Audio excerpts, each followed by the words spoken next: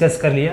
Syllabus के according जो है हम बात करेंगे कि आगे हमको क्या पढ़ना है। तो सलेबस में जैसा हमने बताया कि जो प्राचीन इतिहास था उसमें जो इतिहास जानने के स्रोत क्या होते हैं। चलिए हम छोटी सी बात से स्टार्ट करते हैं, क्योंकि अब बात हो गया कि भाई इतिहास है तो हमें इतिहास क्यों पढ़ना चाहिए। बात तो ये भी होगा कि इतिहास क्यों पढ़ना चाहिए। तो चलो एक छोटी सी कहानी से शुरुआत करते हैं, क्योंकि पहला क्लास है, एक दूसरे से तालमेल बन जाए ताकि आप हमें जाने हम आपको जाने, बातें अच्छी लगे। चलिए बात करते हैं। हम लोग छोटी सी कहानी की बात की कि एक रेलवे था, रेलवे प्लेटफार्म पे एक व्यक्ति, देखिए इतिहास हमें क्या सिखाता है ये बहुत मायने रखता है कि इतिहास हमको क्या क्या सिखाता है और क्या सीखना चाहिए। आप छोटी सी कहानी से समझ जाएंगे कि एक व्यक्ति थे, बुजुर्ग थे, और वो रामचरितमानस पढ़ रहे थे। रामचरितमानस भी कहीं ना कहीं इतिहास का ही पार्ट है। अब रामचरितमानस वो पढ़ रहे थे तो जो दो युगल प्रेमी आ गए, बगल में बैठ गए, नई नई दंपत्ति हुई थी, नई नई शादी हुई थी। और जब बैठ गए तो उसको बुजुर्ग को देखकर हंस रहे हैं, कहें देखा इतिहास हमें कुछ ले भी नहीं दे रहा, कुछ इतिहास से हमें क्या मिलता है। तो बुजुर्ग से ने पूछा, अरे ये रामचरितमानस पढ़ रहे हैं, आज के ज़माने में आप देखो विज्ञान कितना आगे गया है और आज इस ज़माने में आप इतिहास की बात कर रहे हैं। तो बुजुर्ग को तो कुछ बोला नहीं, कहने इतिहास को समझना पढ़ना चाहिए। और प्लेटफार्म में थे, और वो भी कौन सा भाई, आजकल बुलेट ट्रेन चल रही हैं, मेट्रो ट्रेन चल रही हैं।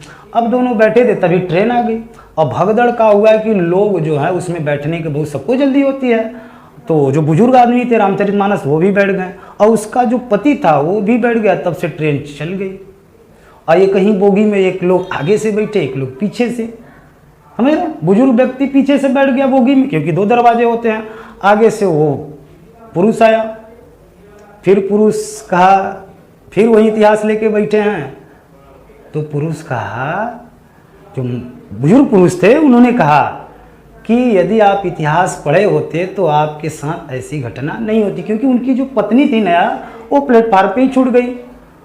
तो इतिहास ने कहा, हंसते हुए बहुत अच्छा कहा, एक चौपाई सुनाई रामचरितमानस का कि राम सखा नाव बुलाए और प्रीतम आप बैठे तब बैठे रघुनंदन। तो आपने अगर रामचरितमानस पढ़ा होता, बुजुर्ग आदमी ने कहा कि यदि आप रामचरितमानस पढ़े होते, समझे होते, इतिहास को जाने होते, तो आपको ये जरूर समझ में आता कि आपने देखा कि भगवान रामायण में कहा था कि भगवान जब राम जा रहे थे, नदी को पार कर रहे थे, तो उन्होंने जब नाव वाले को बुलाया, तो जब नाव आया तो पहले सीता माँ को बैठाया, फिर इसके बाद बैठे। तो कहीं ना कहीं उस व्यक्ति को समझ में आया कि नहीं, कहीं ना कहीं हमको इतिहास सिखाता है कि हमारा इतिहास का, हमारे वंश कैसे थे, हम लोग पहले कैसे थे, और वो तो सिखाता ही सिखाता है। और परीक्षा की दृष्टि से तो पूछो ही मत, ऐसा कोई इंजाम ना हो जिसमें जो है इतिहास से क्वेश्चन न बनते हों। तो चलिए हम लोग इतिहास को एकदम जीरो लेवल से शुरू करते हैं। इसके पहले हमने पहले बता चुका है कि इसके पहले हम लोग सिलेबस पे एक काम कर चुके हैं कि क्या हमको पढ़ना चाहिए। देखिए सिलेबस भी स्टार्ट होता है, क्योंकि इतिहास जानने के मात्र दो ही स्रोत थे उस दौर में का, इस दौर में भी दो ही स्रोत होते हैं। और दो स्रोत को हम लोग कल भी थोड़ा सा चर्चा किए थे। दो स्रोत का होते हैं, पुरातात्विक साक्ष्य पहला होता है। पुरातात्विक साक्ष्य का होता है, चलिए उस पर चर्चा कर लेते हैं। देखो पुरातात्विक साक्ष्य का होता है कि पृथ्वी के अंदर जितनी चीज दबे हैं, आप देखिए कहीं टीला टाइप होता है, कहीं खंडहर टाइप महल हो जाता है, उसको जब खोदते हैं तो उसके अंदर, जमीन के अंदर से जो साक्ष्य मिलता है, सपोज कर लेते हैं, मान लीजिए हम ही अभी बात करते हैं इतिहास को पुरातात्विक, ये हमारा स्टूडियो है छोटा सा।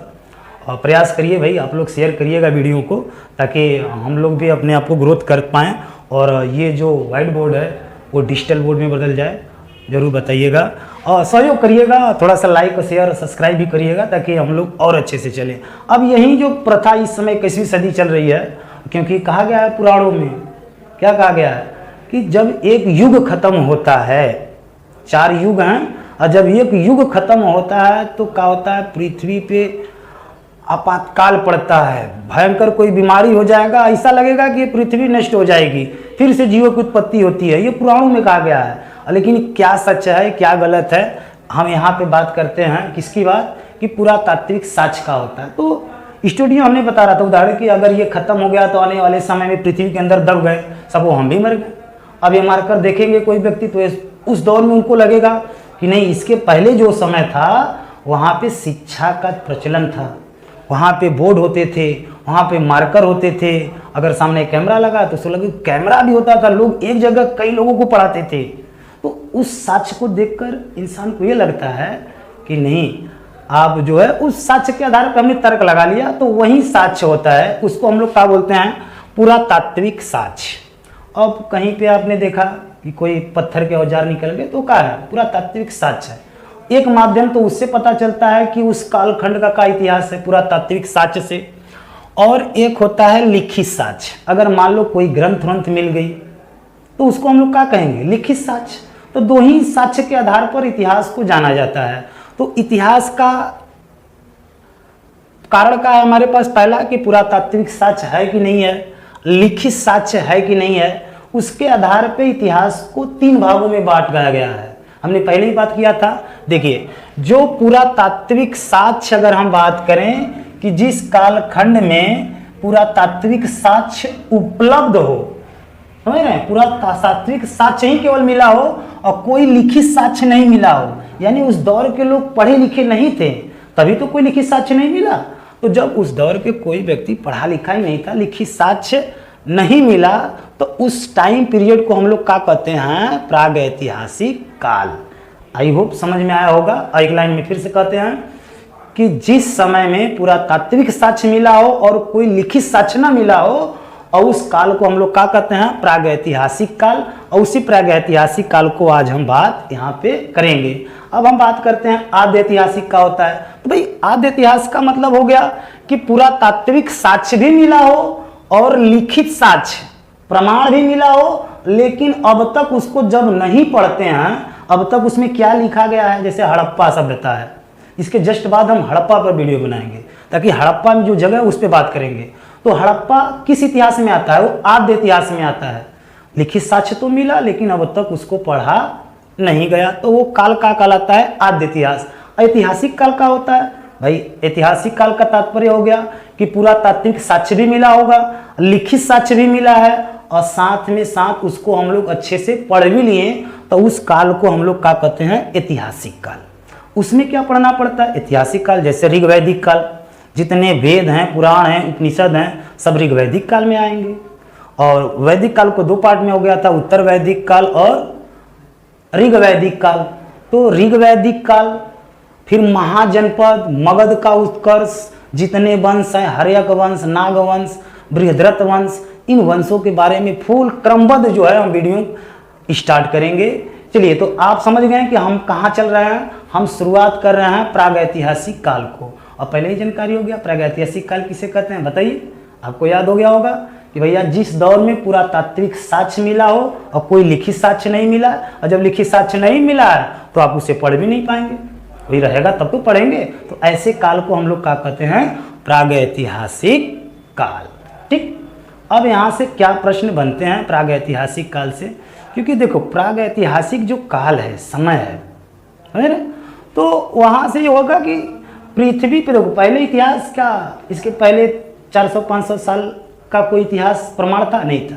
देखिए अब कब से इतिहास के बारे में लोग चर्चा हो गया, तो 1863। इसके पहले क्या था, लोग उससे मतलब नहीं रखते थे, क्योंकि खुदाई, पुरातात्विक साक्ष्य के लिए तो खुदाई जरूरी है। तो पहली बार किसने खुदवाई किया था, क्योंकि पुरातात्विक साक्ष्य के आधार पे तो इतिहास को समझा जाएगा।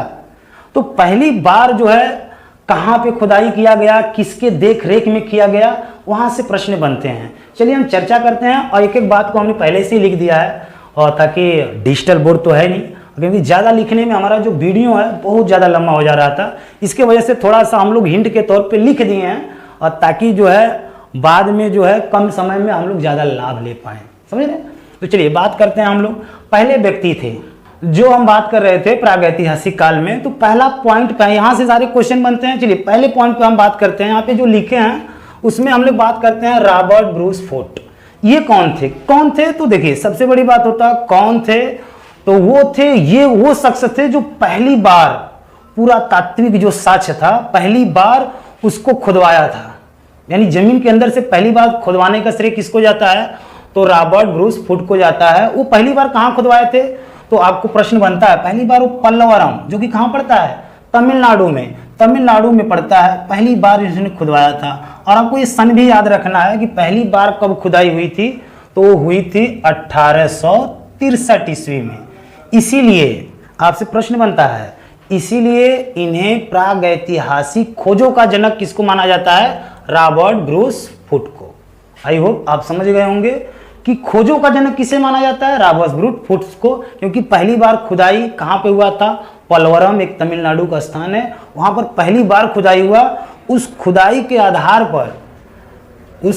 आधार पर हमने क्या देखा कि जो पुरातात्विक साक्ष्य पहली बार मिला, उसी साक्ष्य के आधार पर हमने देखा इतिहास का बंटवारा हुआ। इसके पहले देख चुके हैं। तो 1863 में आया। तो आपसे प्रश्न एक भी बनता है, कभी कल पीसीएस उसीएस में दे देता है प्रश्न कि जो रॉबर्ट ब्रूस फुट थे तो वो कहाँ होंगे, बताइए। जो पृथ्वी के अंदर का है उसको तो पहली बात आप बोलेंगे कि वो कुछ हो या ना हो, लेकिन भूगर्भ वैज्ञानिक जरूर रहे होंगे। तो ये क्या थे, रॉबर्ट ब्रूस फुट थे, भूगर्भ वैज्ञानिक भी थे और पुरातत्वविद भी थे, और साथ में इसको जियोलॉजिकल सर्वे ऑफ इंडिया के नाम से भी जाना जाता है रॉबर्ट ब्रूस फुट को। तो आई होप आप समझ गए होंगे कि पृथ्वी पुरातात्विक साक्ष्य पर पहली बार किसने काम किया, तो रॉबर्ट ब्रूस फुट थे। और हम बात कर लेते हैं, क्योंकि ये 1863 के बाद से हम लोग खुदाई किए हैं और वहां से इतिहास को समझते हैं, ठीक है, पहली बार यहाँ तक आया। तो फिर अब हम बात करते हैं कि क्या उस दौर में, क्योंकि 1863 था, अंग्रेज शासन करते थे। तो अंग्रेज जब शासन करते थे तो हर एक विभाग उसे बनाए थे, ऐसे नहीं काम करते थे कि नहीं केवल हम जबरदस्ती शासन करते थे, विभाग बनाए थे।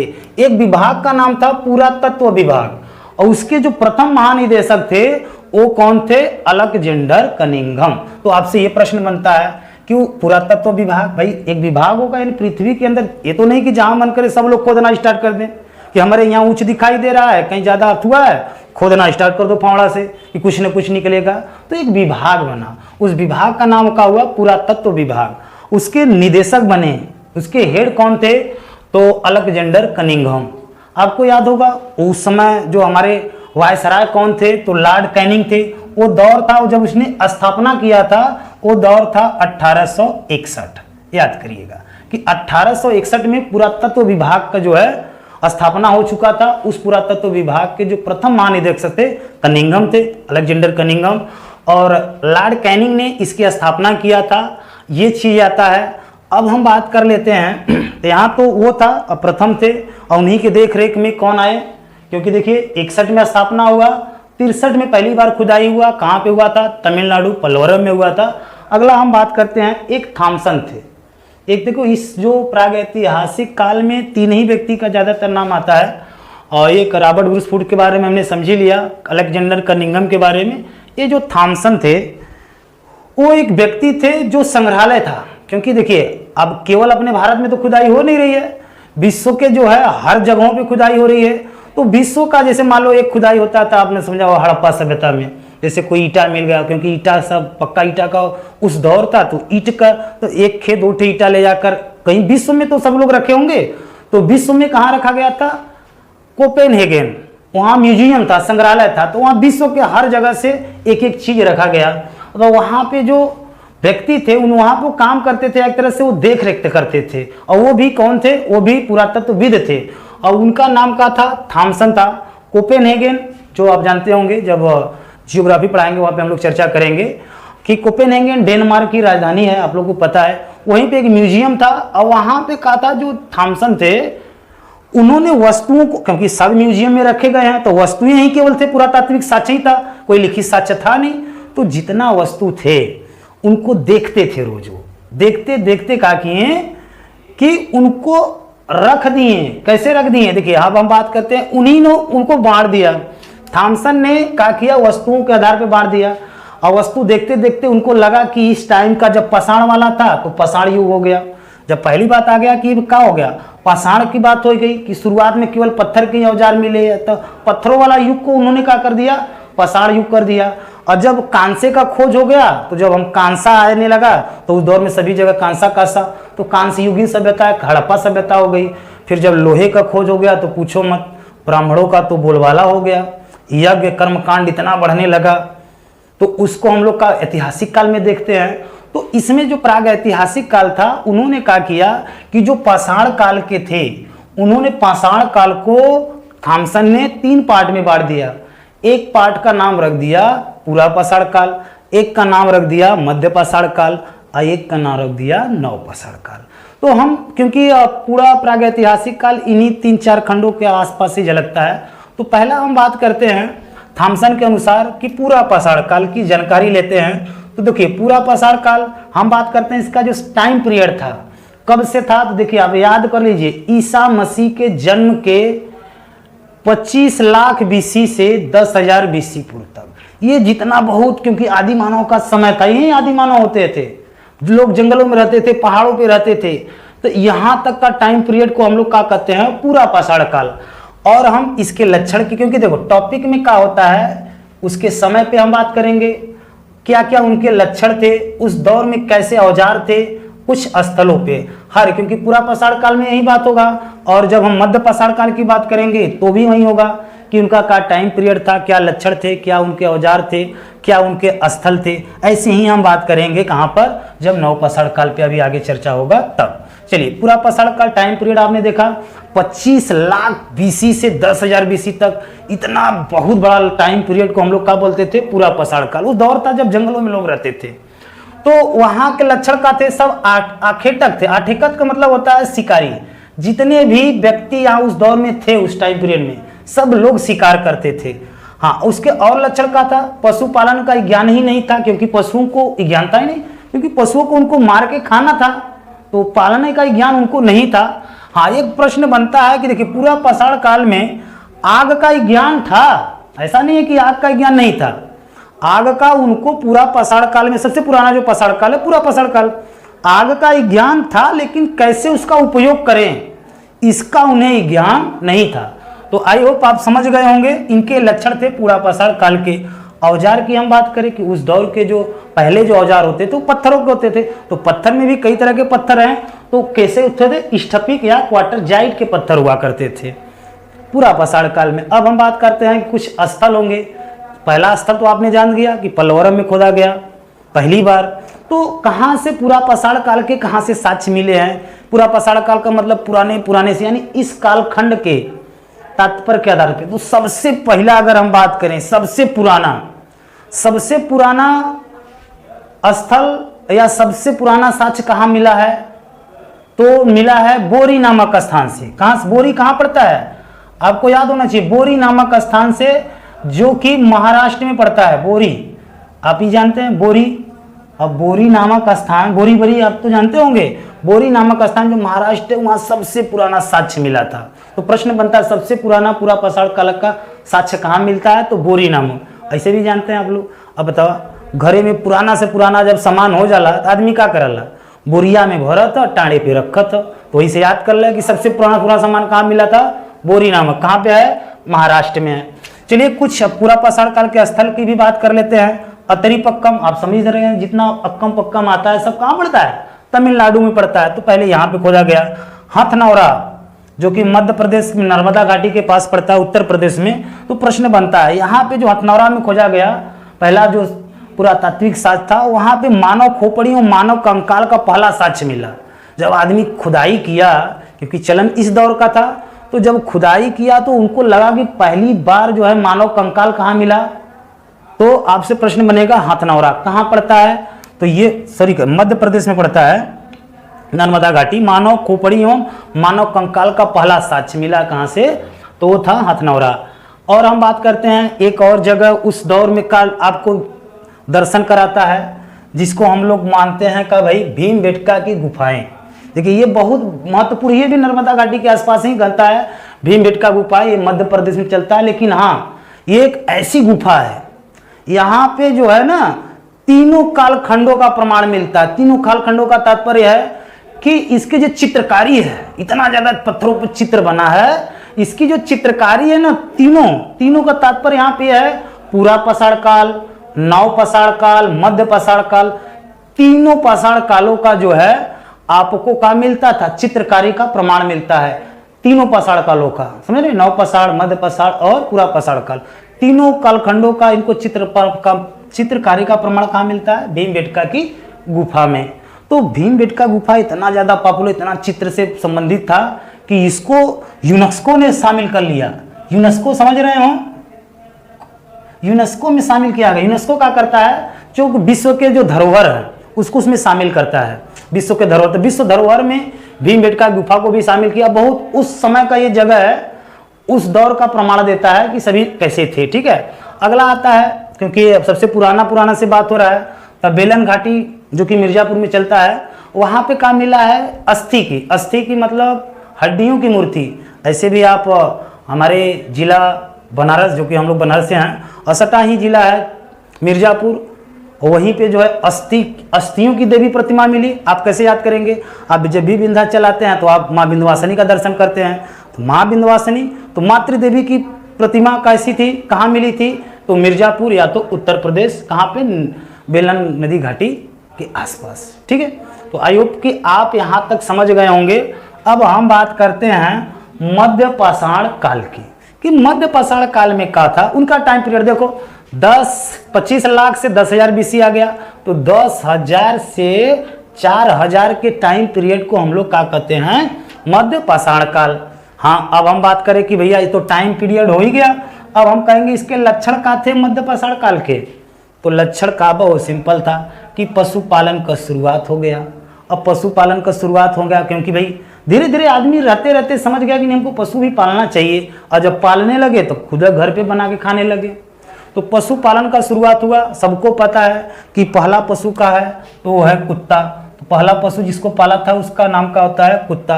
हाँ, वहाँ के औजार कैसे थे? तो माइक्रोलिथ, माइक्रो का मतलब छोटे छोटे। अब देखो, अब पहले पत्थर के हुआ करते थे तो बड़े औजार होते थे, अब छोटे हैं। अब देखो धीरे धीरे समय बीतता है, आजकल के औजार देख रहे हैं बस इतना बड़ा है, कहीं भी जाओ ठोक दो चले गए। तो पहले अब माइक्रोलिथ, अब धीरे धीरे औजार क्या हो रहे हैं? छोटे हो जा रहे हैं।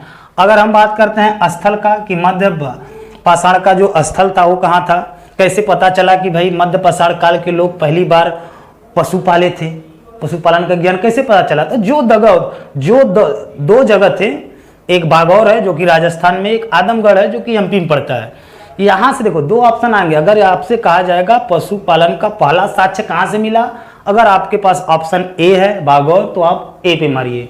यदि बागौर नहीं दिया है, आदमगढ़ दिया है, तब आप मारेंगे आदमगढ़ पे। या ऑप्शन में दोनों दिया है, बागौर भी दिया है, आदमगढ़ भी दिया है, तो आपका ऑप्शन कौन सा जाएगा? आदमगढ़। वहीं से जो है पशुपालन का पहला साक्ष्य का प्राप्त हुआ है। ठीक है, एक जगह लिखैया पड़ता है जो कि इलाहाबाद में, उत्तर प्रदेश में है। हमारे ही देख रहे हैं बनारस है तो इलाहाबाद पास में ही। वहां पे सोचो कि सर्वाधिक मानव कंकाल मिले। जब उसकी पुरातात्विक खुदाई हुई तो वहां से बहुत ज्यादा हमको लगा कि कोई, अब बताओ वो कैसे होगा कि सर्वाधिक मानव कंकाल होगा? अगर हम उत्तर प्रदेश की बात करें, उत्तर प्रदेश का कोर्ट कहाँ है? इलाहाबाद में है। तो लोगों को लगता है उस दौर में कोई कमेटी बैठी हो या कुछ सम्मेलन रहा हो या कुछ ऐसा हो जो साथ में ही हो, और कोई ऐसी घटना हो कि साथ में एक्सपायर कर गए हो सभी लोग। तो कई वर्षों बाद देखा गया कि लिखैया जो इलाहाबाद में पड़ता है वहाँ पे सर्वाधिक मानव कंकाल का साक्ष्य मिला।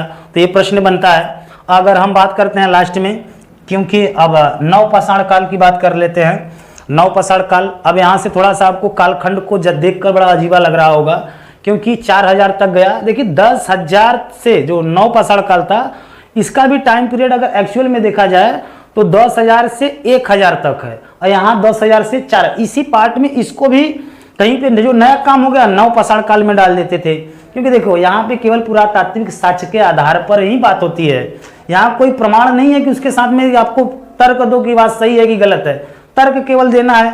तो चलिए नवपाषाण काल का टाइम पीरियड तो आप समझ गए 10,000 से 1,000 तक। यहाँ का लक्षण क्या था भाई? लक्षण का मतलब इस दौर के जो नवपाषाण काल के लोग थे उनका लक्षण क्या था? तो वो क्या किया कि कृषि का शुरुआत, देखो मध्य पाषाण काल में क्या था? पशुपालन का ज्ञान हो गया। अब यहाँ पे क्या हो गया? कृषि का शुरुआत। जब कृषि का शुरुआत होगा तो आदमी अस्थायी जीवन जिएगा ही जिएगा। 1 महीना रहेगा, क्योंकि भाई कोई भी खेती करोगे मैक्सिमम 2 से 3 महीना लगता है उसको कटाई बुआई मड़ाई में। तो अस्थायी जीवन की शुरुआत भी कहाँ से हो गई? नवपाषाण काल से हो गई। हमने देखा कि कृषि की शुरुआत हो गई। तो आपसे प्रश्न ये बनता है कि कृषि का शुरुआत भले तो कौन सा पहले फसल उगाए? पहला फसल उगाया गया जौ, लेकिन जौ का यूज कहाँ होता है? धार्मिक कार्यों के लिए होता है। और दूसरा फसल कौन सा उगाया गया? गेहूं। तो आपको याद रखना होगा। और क्या लक्षण थे? कुंभकारी का ज्ञान हो गया उन्हें, कुंभकारी समझ रहे हैं, मिट्टी का बर्तन बनाने का ज्ञान हो गया। और सबसे बड़ा जो है आग की तरह हो गया कि आग का ज्ञान हो गया, कि आग का ज्ञान का तात्पर्य समझ कि आग का कैसे उपयोग हम लोग करेंगे। और सबसे ज्यादा पूछा जाने वाला प्रश्न कि नवपाषाण काल में पहिए का खोज हो गया। पहिए का खोज होने का तात्पर्य हो गया कि जब पहिए खोज हो गया तो यातायात साधन हो गए, ट्रांसपोर्ट सुविधा बन गया। तो पहिए का खोज बहुत महत्वपूर्ण नवपाषाण काल का योगदान है।